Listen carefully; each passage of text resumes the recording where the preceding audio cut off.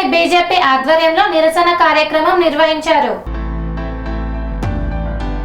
శుక్రవారం రోజున పార్లమెంట్లో కేంద్ర ప్రభుత్వం ప్రవేశపెట్టిన మహిళా బిల్లుకు కాంగ్రెస్ మరియు దాని మిత్రపక్షాలు వ్యతిరేకించడంతో బిల్ పాస్ కాకపోవడానికి వ్యతిరేకిస్తూ బీజేపీ కోంపల్లి అధ్యక్షులు సతీష్ సాగర్ ఆధ్వర్యంలో జిల్లా ఉపాధ్యక్షులు రాజిరెడ్డి మరియు రాష్ట్ర మహిళా మోర్చా నాయకురాలు సరితారావు ముఖ్య అతిథులుగా నేడు కోంపల్లిలోని అంబేద్కర్ విగ్రహం వద్ద నల్ల బ్యాచులు నల్ల జెండాలతో నిరసన కార్యక్రమాన్ని చేపట్టారు. కాంగ్రెస్ మరియు దాని మిత్రపక్షాలకు కూటమికి వ్యతిరేకంగా నినాదాలు చేస్తూ అంబేద్కర్ విగ్రహం వద్ద కొవ్వొత్తులతో నిరసన తెలిపారు.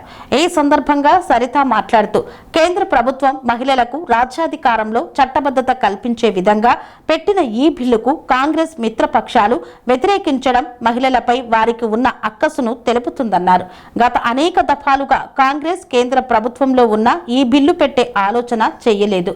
ఇప్పుడు ప్రతిపక్ష హోదాలో వారు ఈ బిల్లుకు వ్యతిరేకంగా ఓటింగ్ వేయడం హేయమైన చర్య అన్నారు. నిన్న పార్లమెంట్లో జరిగిన తీరుని యావత్ భారత మహిళా లోకం మొత్తం వ్యతిరేకిస్తోంది.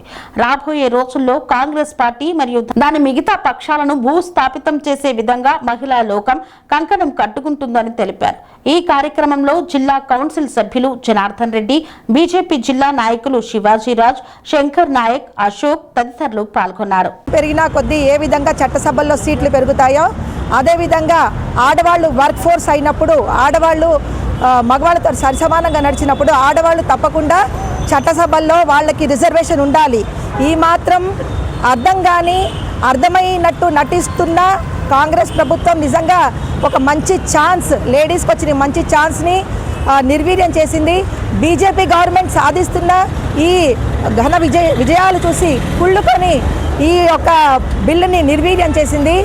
ఈ మాత్రం 33% లేడీస్కి తప్పకుండా ఉండాలి అని అర్థం కాని ఒక కాంగ్రెస్ కూడా ఒక గవర్నమెంట్ అయినా ఒక కాలంలో మనల్ని పరిపాలించిందా చీ అని అనుకోవాల్సిన సమయం మనకు వచ్చింది. ఇది వాళ్ళు చేసిన పెద్ద కుట్ర.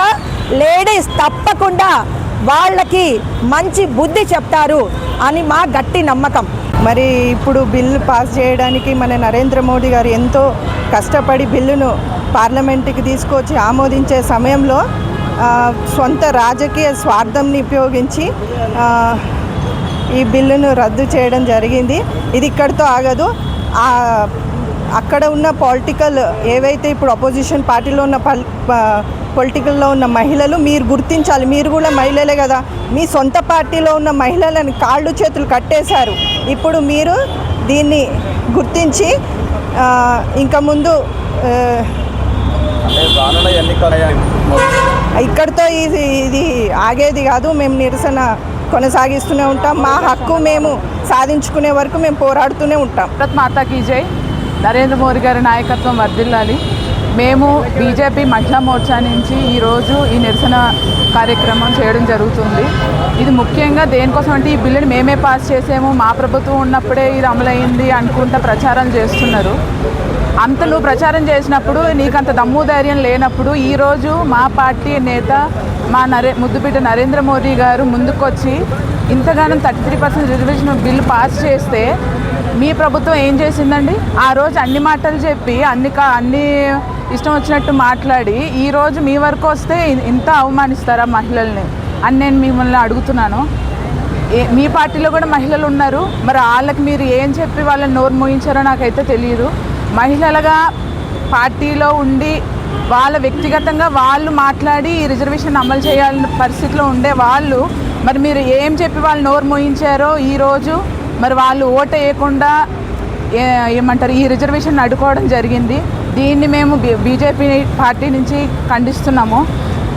నరేంద్ర మోడీ గారు ఎంత ఆలోచించారు అంటే మహిళలు ఏమంటారు పొద్దున్న లేస్తే బాత్రూమ్కి వెళ్ళడానికి కూడా అవస్థ పడుతున్నారన్న ఆలోచనతో ఏదైతే బాత్రూంలు కట్టించారో అంత కింద నుంచి ఆలోచించుకుంటూ వచ్చి ఈరోజు చట్టసభల్లో మహిళలు ఉండాలి అంత ఆలోచన వరకు వచ్చి ఈరోజు మాకు అవకాశం ఇస్తున్న నరేంద్ర మోదీ గారిని మీరందరూ వ్యతిరేకించడాన్ని మేము అసలు అంగీకరించట్లేదు.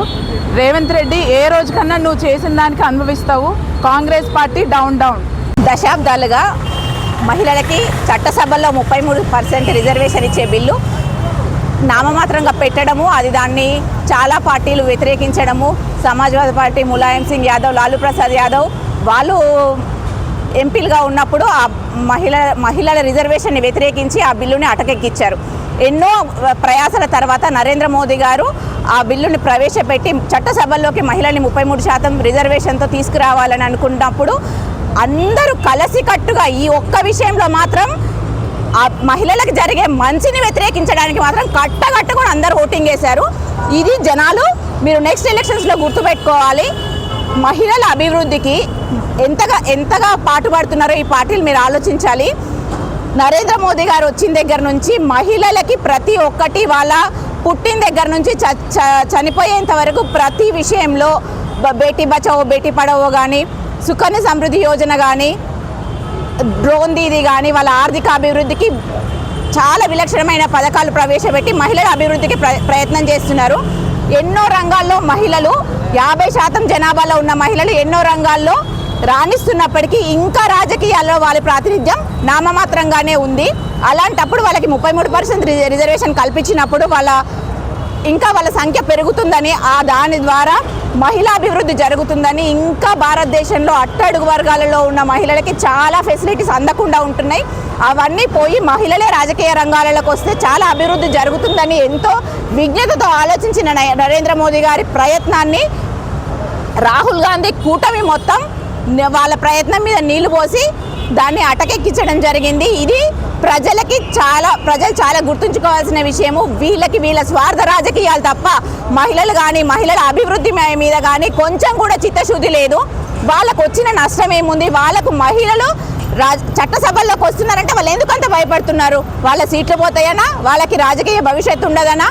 అలాంటప్పుడు మహిళల్ని ఓటు బ్యాంకుగా వాడుకుంటారు. మహిళలకి కావాల్సిన వాళ్ళ ఓరియంటెడ్ పథకాలు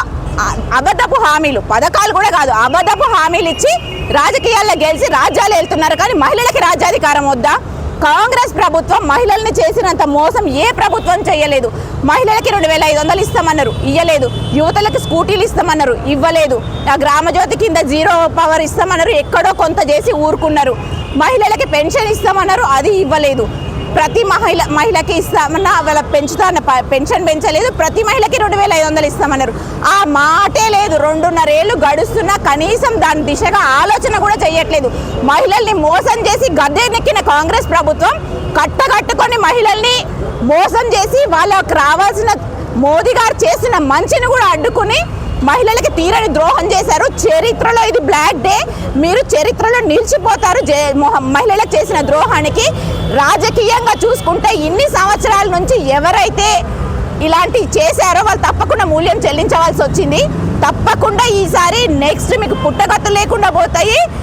కాంగ్రెస్ ముక్త భారత్ కంపల్సరీ నెరవేరుతుంది. మీరు చేసిన ఈ పనికి మహిళలు మిమ్మల్ని గ్రామాన బస్తీలో మిమ్మల్ని తరిమి కొడతారు.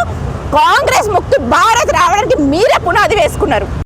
సెరెనిటీ మోడల్ హై స్కూల్ విద్యార్థులకు అమ్మఒడి, సామాన్యులకు అందుబాటులో ఉన్న బడి సెరెనిటీ. మేడ్చల్ జిల్లాలో మేటిగా నిలిచి సాటిలేని ఫలితాలను సాధిస్తున్న #1 స్కూల్ సెరెనిటీ. మా ప్రత్యేకతలు ప్రతి విద్యార్థి పట్ల వ్యక్తిగత శ్రద్ధ, activity based learning and digital class rooms, computer lab, 100% ఫలితాలు, sports and cultural activities, yoga, abacus మరియు Vedic maths education. Please visit Serenity Model High School, Nagaram. Admissions are in progress.